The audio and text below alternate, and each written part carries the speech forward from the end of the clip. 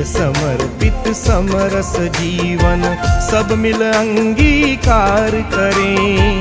ध्येय समर्पित समरस जीवन सब मिल अंगीकार करें।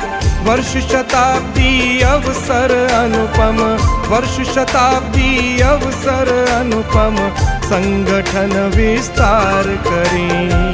ध्येय समर्पित समरस जीवन।